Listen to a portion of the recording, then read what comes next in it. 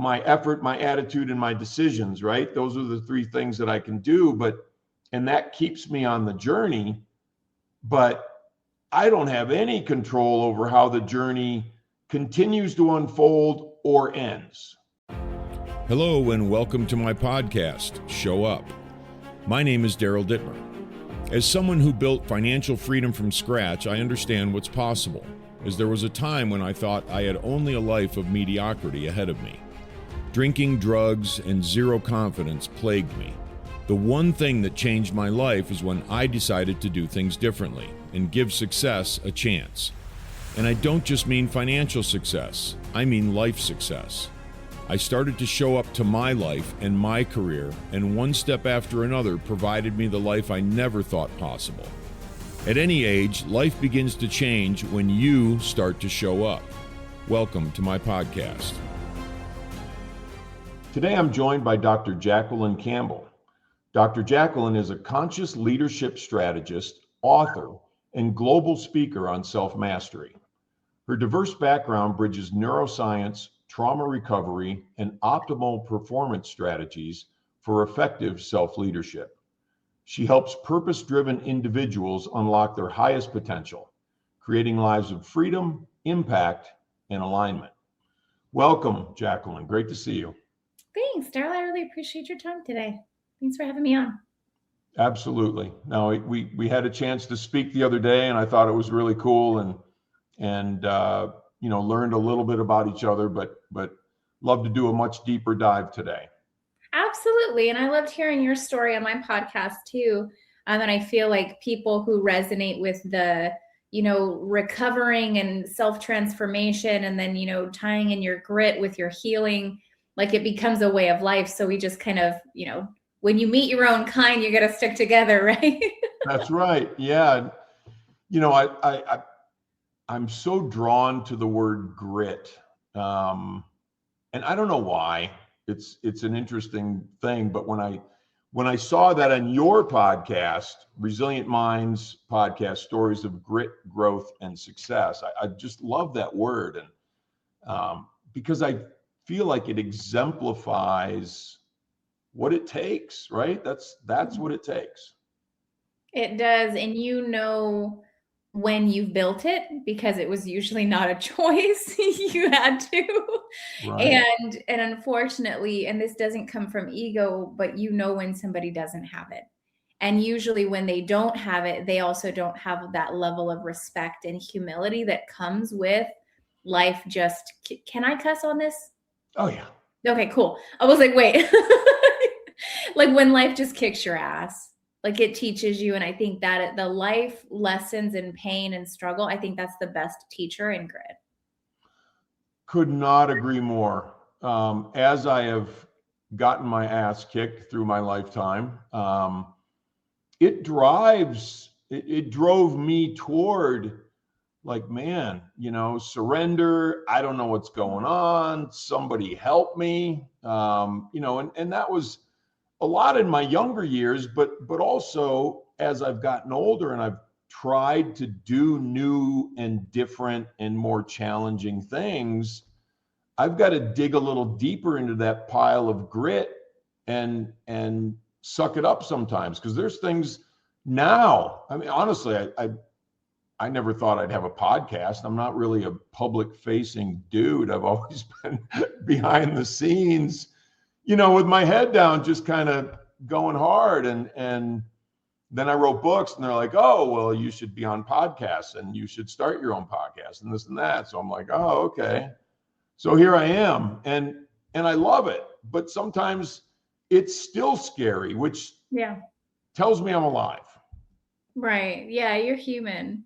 I was doing a video earlier today. I'm not very good at videos. I can connect with a person or an audience, but you put me in front of a camera and you tell me to talk with no human being there. I stutter, I glitch, I get overwhelmed. I get, my hands get clammy, and I can't find my words. And I'm like, I cannot connect with a device. It just doesn't work. But in today's day and age, that doesn't work for marketing at all. So you got to work through it. So I take out my breathing exercise and I walk away, and then I come back and try again. And then I just, at the end of the day, when you're talking about letting go of control, perfectionism can't be there. It's not allowed, because if you try to be perfect, you're going to completely hold yourself back. And so what I decided to do, actually, which is, a funny story for this, everybody who's an entrepreneur or self-employed listening to this, I'm like, instead of this training being $250, it's going to be $99, because I'm doing the very best I can with this goddamn video. I love it. I love it. It is. That's great. We're going to discount this one. Yeah, that's good. I like that a lot, actually. And it's funny because I'm with you on that with public speaking. Like and I've done it, and I've done trainings. I've done a lot of stuff like that, but I really don't like it. And I've got to work through that. Can I do it? Yes, I can do it. But I want to be, comfortable, cool, calm, collected. I'm sure and mostly I am. I'm sure I can fake it until I make it. But maybe we'll get offline and you can tell me how I get better at that. If you can, when we get offline, you can tell me how to get better at making videos there. Like, we just share knowledge, right? But at the end of the day, like, there's always a fine balance because you have to calm down the trauma, right? And the limiting beliefs, and then calm your nervous system down, because it's just trying to learn something new sometimes. And sometimes it's because it's something new that we're struggling with. And sometimes it really is trauma. And sometimes that thing just doesn't resonate. So no matter how much work you try to do, no matter how much effort you put into it, it's just not your thing. And that's okay. But trying to decipher all of those different things in the moment when you're overwhelmed, that's not a good feeling at all.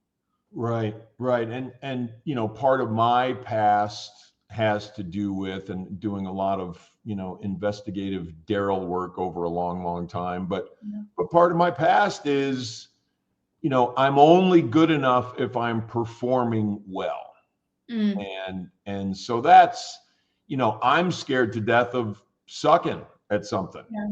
And I don't like that feeling. So I feel like, and I played sports my whole life. I've done a lot of things, sales, all kinds of things. I mean, everything in life is, you have to get better over time. Nobody starts out great, right? So, and I think it's just funny that, so many years later, that little thing, it doesn't stop me, but it's definitely there. Right. Which just leads to everybody who's listening who is wondering, because I've talked to so many people who are like, when does it end? It never ends, dude. Like, it's always there. Your traumas are always wanting to come back. Your limiting beliefs are always, it's like paved roads that if you don't have a new road to get on, and if you don't stay stable on that new road, it's always wanting to come back, because your nervous system remembers. It's the prior ways of coping or behaving. And it's because the old programming was effective, because it got in so deep that it's okay to just say, you're always going to have to try to put effort, or if it wants to come back, it's okay. Right. Like, whether I was going to say get off the wagon, but no pun intended, dude. Right? Oh, good. Like, everybody has their thing that they had to be in recovery from, whether it be a substance or a behavior or a mindset. And if it's wanting to come back, that doesn't mean that you're doing it wrong. It really doesn't. Right. Absolutely. No, I couldn't agree more. And I think, that's where grit meets fear. And so who's gonna end up winning? For me, I can't allow the fear to win. Because I'm, for so many years, I've been doing things that I'm scared of, and I love it. I don't like going in, but I like it when I've done it. And the funny thing is, when I look back and I say, well, that wasn't so bad. You think it's this giant elephant in the room, right? And then you look back, you're like, well, it was nothing, right? Yeah. So silly. It's like, and then after, people use this analogy with women having children, giving birth all the time. As soon as the pain's done, they forget it. And they're like, I want another baby. I think that's the same with high achievers. They're like, this sucks. I'm never going to do this again. And then as soon as it's, smooth sailing, they're like, what other mountain can I climb now? Right. Absolutely. And that is a wonderful thing, because, right, like you said, there's no end. there's no like, oh, okay, I'm done. Like until they're whatever, they're kicking dirt in my face or whatever it is. I just got to keep going. And I love that because, and this is a little bit of an aside, but I know a lot of people who are, and historically have been like, oh, I'm scared to retire. I'm scared to stop doing what I'm doing. And because I've known so many people who have retired and just kind of faded away into nothingness or died or whatever. And I'm like, and I'm not scared to retire. I just won't retire because I love doing stuff and I love learning stuff and doing new things and having the shit scared out of me and all that sort of stuff. Anyway, so, all right. And normally I start off with this question. We're a few minutes in, and wonderful conversation. So thank you for that. So Jacqueline, if you could tell me about an event or a time in your life that caused you to show up for your life in a different way. Well, there's two. When you had originally told me that you're going to ask that question, and I think I'll touch on both of them actually. And usually I don't know why. I always feel like if you're in the flow of conversation when you're on the podcast, like whatever the audience really needs to know, it will come out naturally. But I'm feeling very drawn to share a little bit of both. One, as a woman, I went from the military into the, being a wife and a mother. That was a completely different world. And I didn't know how to be nurturing and loving. I just knew I was, already applying for the FBI, trying to get out of the military and thinking that was the next chapter of my life. And I wound up pregnant. So I had no idea how to be that version of myself that I really, really wanted to tap into. And I'm so sorry for all of the oldest children and even the second born in every family that ever existed for all of time, because you're always the guinea pigs. Right. And my oldest daughter, she was 6 when I got her in the marriage. I was pregnant. And I had no idea what I was doing. So I had to learn. And I wanted to learn as fast as I could because I could not mess up my children, right? And our goal as parents, of course, always do better than your parents, who probably did really, really well in comparison to their parents, who again probably did really well, right? Right. So that was one period, and a complete transformation transpired because it was the biggest motivator that I had, right? Like I just didn't want to do that to my children. Second one was another huge transformation, and it was moving into from being, just a mental health therapist. I wanted to scale my business. I eventually ended up moving into coaching and speaking, doing more like training for entrepreneurs, stuff like that. I had no idea that I would end up here though, because of this other business, which I ended up letting go of. Because honestly, I could not afford to file bankruptcy. I just didn't have the money. So it was taking me down, me and my children. I was suffocating in it. And I had to realize that I had bet everything that I had, my savings, my retirement, my paycheck for, about 2 years. I was a single mom, getting my doctorate, homeschooling the kids. COVID happened. I was not good enough. I didn't have enough. And there was so many things against me. I was not going to succeed. And I was so toxically optimistic. I'm like, heck yeah, I am. I'm going to make it happen. And what happened? It did not happen. And so I had no choice but to let go and really confront the parts of me that were so damn stubborn that it was hurting myself and my kids and everybody around me. I just needed to let go. And so giving into that piece of me that just went with the flow instead of pushing, like a lot of pain subsided. And I felt so much peace afterwards. But then I'm like, but now look at the mess you have to clean up because you just didn't stop. So it was a huge eye-opening period of my life. Wow. Yeah. Huge. Yeah. I can relate. And in many ways, because being a former a person in recovery who's been in recovery for a long time, it's like, I know how to be a nut job. I can do that really well. And I can go hard and long and just, is as far as I can take things. And I have done bad things to my body, by doing that, and just really damaging myself. So I can relate to that. And one of the words that I don't know if you use the word allow, but I think you meant that you Right. at some point allowed life to happen.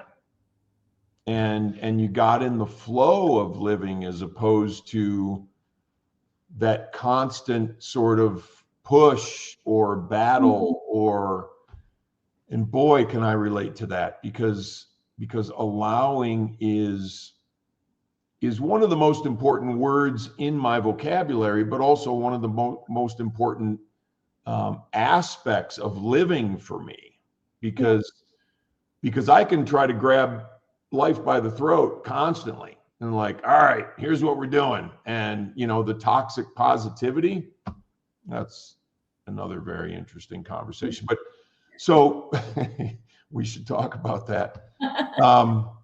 But and I'm so happy that you're, moving forward from those things. And what was, I guess, in your recovery, what's the most important component that you've had to sort of install in you to move forward and move your life forward?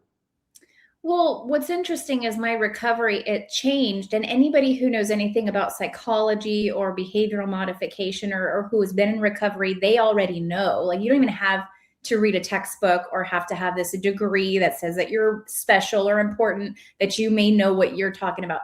If you've lived recovery, you know that if you don't deal with the underlying issue, it's just going to move to a different behavior or a different substance or a different habit, whatever it is. The underlying issue is always going to be there until you get the underlying issue. So it went from one thing to another thing to another thing over a couple of decades. And overall, what I am consistently in recovery from is wanting control. Thinking that if there's something that I can do about it, then I will be safe. When in actuality, control is it's completely false. It's a lie. You only have control with what you are going to decide to do, like your choices, right? But I used to say I'm a recovering perfectionist, but I'm like, that's still the same thing, right? So the number one thing that has helped me is accepting limitation, which it would never be part of my personality before. And I was actually interviewing somebody on a podcast months ago when he used that example of the term toxic positivity. And I'm like, that's what it was. There's no term for that, or at least I hadn't heard of it. But like, if you are so positive that you think everything will be okay all of the time, you're probably not looking at reality. And I did it, several times, and I had kept having to kick my ass enough for me to see it. And then I think there's this balance between accepting what you do have control over, managing that, and then letting go of everything else. And that being okay, because it's a balance. Once you accept limitation, then you can actually take control. Right? But it's fear that makes us think that we have to control everything. Right. Absolutely. No, I couldn't agree more. I've been that way in my life, and it's for me, you talked earlier about breath work, and it's the practices that help me step back a little bit and just have a little bit of breathing room, so to speak, between what I want and how sort of life happens and how I respond, and where am I in that mix. And it goes back to the allowing, like my effort, my attitude, and my decisions, right? Those are the three things that I can do, and that keeps me on the journey. But I don't have any control over how the journey continues to unfold or ends, right? It's just completely out of my control. And that's why I had to go into some of those practices that I do, which is, you know, the breath work and the meditation and the gratitude and like, dude, you know, you're allowed. I didn't know for the longest time that I was allowed to chill. I'm actually allowed to chill. Yeah. Sounds like that's what you're saying, Jacqueline. Yeah, that we're allowed to chill. There's not very many high performers or high achievers that I would say that either they've if they have learned it, they didn't want to. Right? Like it's not a natural thing that you get both of them at the same time. You're allowed to chill and go with the flow, and you're a high achiever. It's like you do one or the other. But the way that I look at it now, and the individuals that I associate with now, they've been humbled enough that they're like, yeah, it's okay. You can just chill. We don't have to make it into a thing. Right. It doesn't have to be a mark, you know, a black mark on our resume, like, oh, I can chill now. Right. It's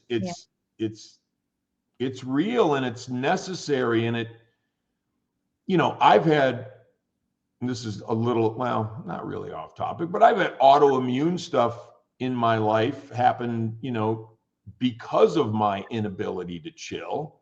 Yeah.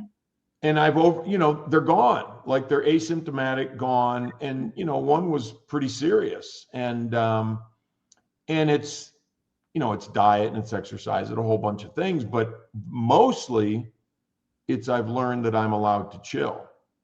And I think that's been just absolutely crucial. So this brings me into another question. And my definition of success has changed significantly over time.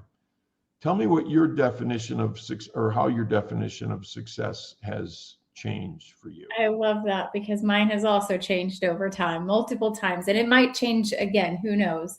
And if it does, I'll let it, because I don't try to fight it anymore. But really, it's allowing myself to be in peace and in stillness, regardless of whatever happens. And it's no longer a goal. It's no longer an achievement. It's a state of being, but it's maintaining that state. You know, because I feel like it can be so hard. And when it is hard for me, I just recognize it's just my stuff trying to come back. Or it's me trying to level up and going to the next level. And it's my old stuff trying to hold me back, right? Like whatever it is, it's just recognizing it and reflecting on it, working on whatever's coming up along the path.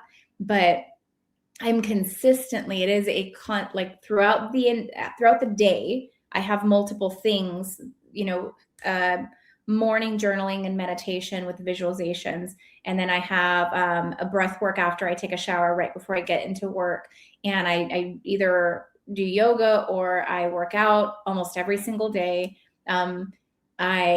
After I eat lunch, I sit for a few minutes in silence. At the end of the day, I decompress. I have a gratitude exercise right next to my badass achievements exercise, right? Like they're balancing. And then I have quiet time at the end of the day with the meditation / visualization. Like that sounds like a lot when you tell people about it, but I'm like, you have no idea. I have to have it, because if not, my stuff's going to come back. It wants to. I've reprogrammed. I've done all the things. I've worked on the healing. It knows when you're weak, and it can come in and derail everything that you are working for. So I have those lifelines. So to maintain my state of peace, that's what I would consider to be achievement or success.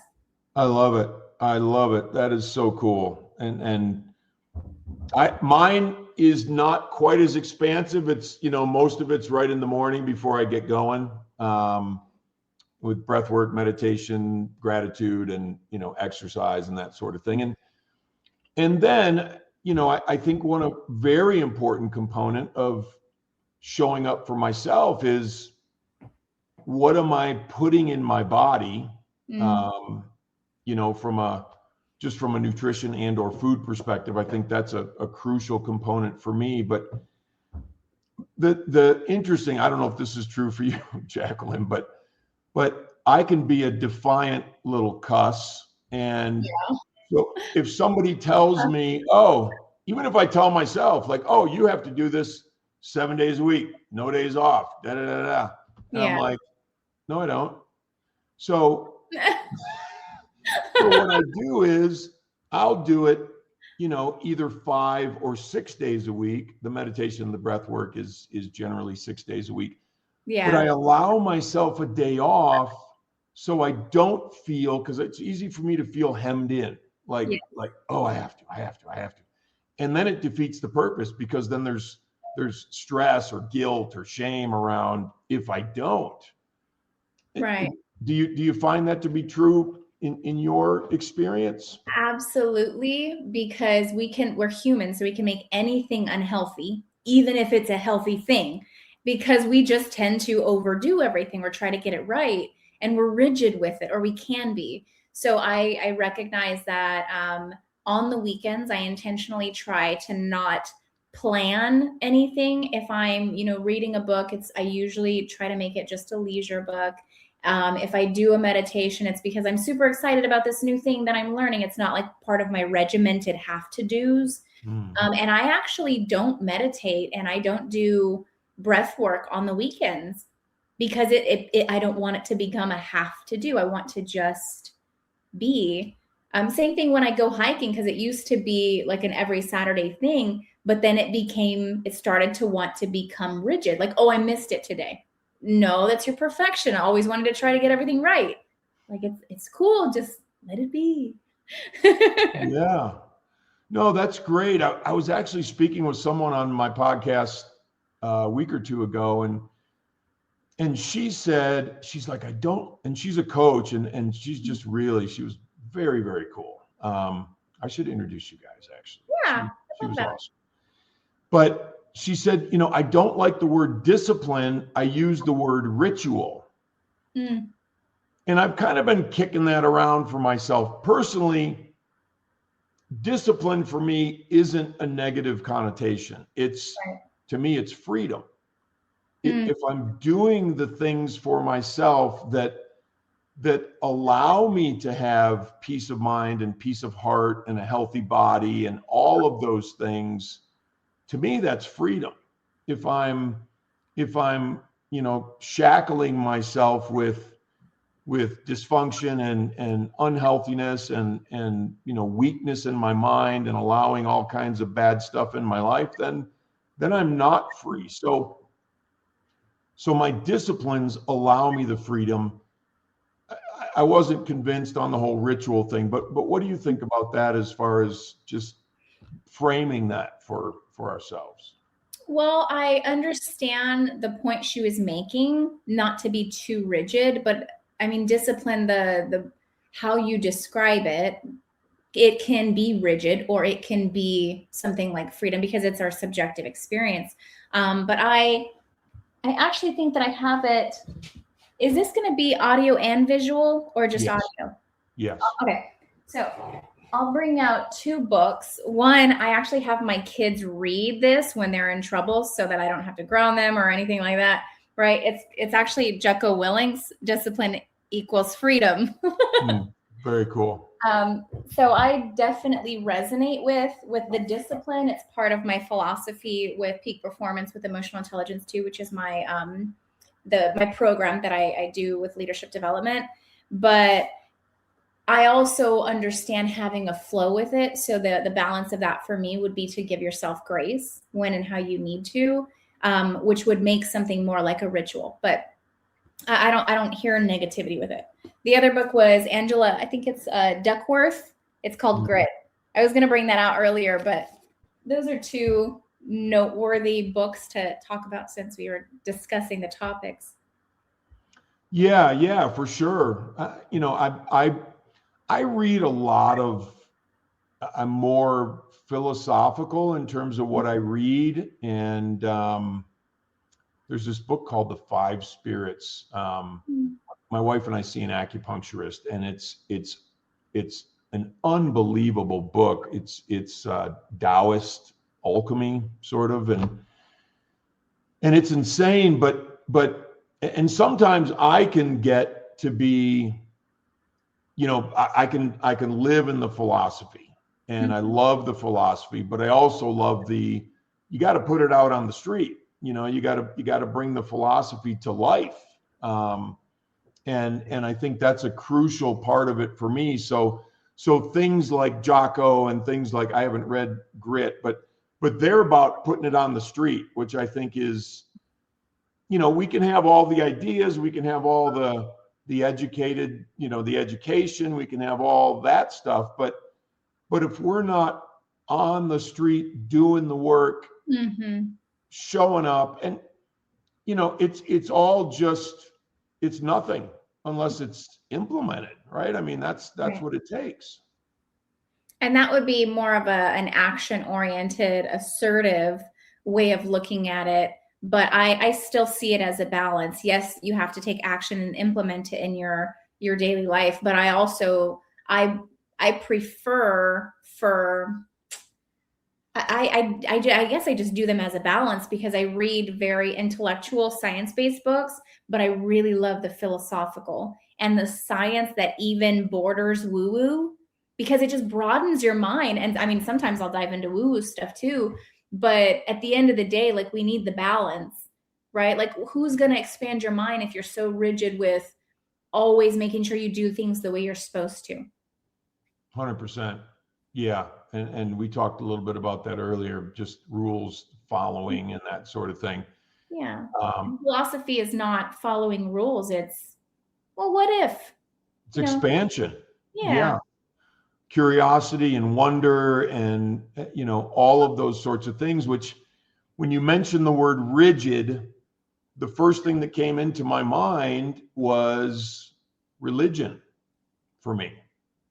And that was, when I was a kid, I was raised Lutheran. You said recovering perfectionist. I'm a recovering Lutheran, as well as recovering other stuff. But, the drugs, the alcohol, that kind of thing. And then many things in between. But one of my things that I just think is so critically important is to not hem ourselves in with our belief system. And allow that to expand. When I was a kid, it was like, oh, well, I can't do that. I can't do that. I can't do that because I might go to hell. And it's like, well, as I became sober and got into recovery, and I'm like, and I took all my belief system stuff and, sort of metaphorically threw it all out on a table and said, okay, what are you doing? What do you believe and why, and is it working? And, can you expand that? And I was introduced to a lot of things that would expand my belief system. And it's been the most wonderful experience of my entire life. And I love it I look at it like the Big Bang, right? It just keeps going and going and going. And sounds like you're on board with that type of looking at life. Yeah. I also had a similar experience. I was raised Christian, and in my marriage, I'm divorced now, and that was a completely different version of me too, but trying to follow the rules and knowing that it didn't resonate with me. It didn't make any sense. And I really found God for the first time, I want to say, when I stopped going to church and stopped reading the Bible, and now I, every once in a while, kind of dabble, but I still find like it, just sit with them instead, and because I feel like I also get so much more fulfillment and so much more guidance that way. That makes more sense, in my opinion. But I mean, that's what it means with me. Yeah, I'm sorry. Absolutely. And, people say, do you go to church? And I say, no, but I say my, God and I are very tight. Yeah. And that's absolutely true. I was reading some Jordan Peterson this morning, actually. And I love Bible verses, but I don't ascribe them to religion. I just think some of it's just beautiful writing. And the whole, when I was a kid, they were like, ask and it will be given you, seek and you will find, knock and it will be open unto you. And Jordan Peterson's like, well, you don't just ask for stuff and get it. You got to actually show up and do the stuff. That's why it says, seek and ye shall find, knock and it shall be open unto you. Like you got to do the stuff. It's not like, free stuff by the side of the road. You just go grab it. It doesn't work that way. And I think that's a huge message, and a very important message. And my take on religion, and I have nothing against it, and I think it works really well for a lot of people, and that's completely cool. But for me, it didn't work because I looked at it as, and I think this can be pervasive, is I looked at it like, well, all I have to do is pray and everything will be fine. Or all I have to do is say, I believe in this and everything will be fine. Well, no, I was missing the boat. I was missing the do it part of my life and the figure it out part of my life. Yeah. I think that's we are charged, I believe, with, and I'll use faith as an example, or strength. Let's use strength. I could pray to God for strength, and God says, here's what he says to me. He says, Daryl, I've already given you the strength. Go do it. Yeah. You already have it. You don't have to pray for it. Right. Same thing with faith. Dude, go do it. I think that is a common misconception, not only in the religious community, but also in the law of attraction, right? And I feel like this is just a mentality. And I mean, whatever, to each their own. But at the end of the day, and I found this out for myself as well, like you can manifest something and you can pray for something, but if you don't do your part, and that you really can't get mad if it doesn't happen. Right. No. Right. Don't pray for a hole and then lean on your shovel. That's one of my favorite sayings ever. I love that. Yeah. Yeah. That's why I'm still doing videos. Right on. Yeah, exactly. And that's what you're doing, practice. Right? Practice. I mean, that's what life is. That's how I look at life, is I'm just keep going, keep practicing, keep getting better, and don't forget to keep enjoying it, and do what it takes to enjoy the journey, because the journey is, when I take time to stop and just appreciate the journey, those are just some of the best times of my days. Yeah, I would agree. So, Jacqueline, thank you so much. We've been rapping here for a bit, and I've appreciated every moment of it. How do we find you out there in this universe, and how do our listeners connect with you? Sure. We actually just launched a new website, Dr. Jacqueline Campbell /speaks. And you can find information about me, my trainings. But if you're also on LinkedIn, I'm on the other socials as well, but LinkedIn is usually where a lot of my engagement is. And it's Dr. Jacqueline Campbell, ND, LPCS. Very cool. We'll have all the information in the show notes. And thank you so much, Jacqueline. It's been really a pleasure to catch up and learn more about you. So thank you so much for coming on. Thank you for joining us on the Show Up podcast. To learn more about me, my coaching, or my books, please feel free to visit my website, daryldittmer.com.